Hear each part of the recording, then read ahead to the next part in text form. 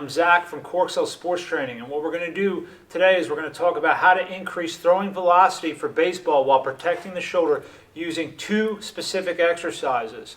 But first we're going to show you a testimonial from a professional baseball player that I've trained for the last 10 years using these two exercises. Then we're going to go into specific details about how to execute and learn these exercises.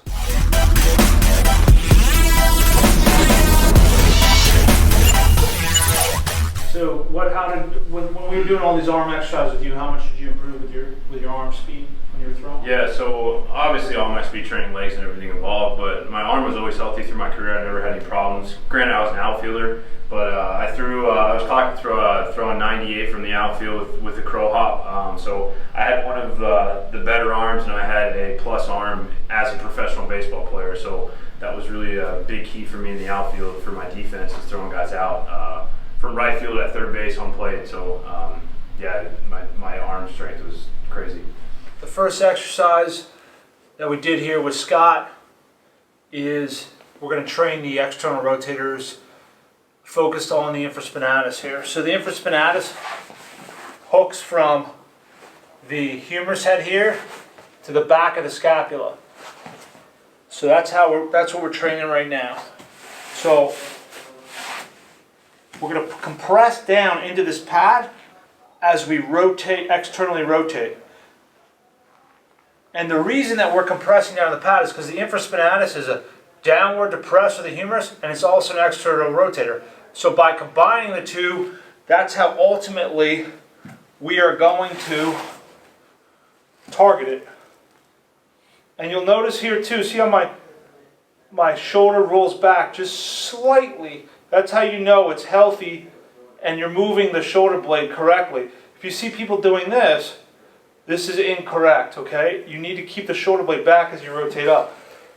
A lot of people that train rotator cuff, this exercise here, and all they'll do is feel it in the front of the anterior delt here. That's exactly where you don't want to feel it. You want to feel it right, you should feel right behind your armpit, right into here, right in the back of the scap here, right up below the posterior deltoid here. That's how you know you're doing it correctly. So the goal with these two exercises is we want to put the shoulders in correct position. So we want to align the humerus bone with the scapula. So the first exercise, what it does, it takes the humerus bone and it brings it back into position externally.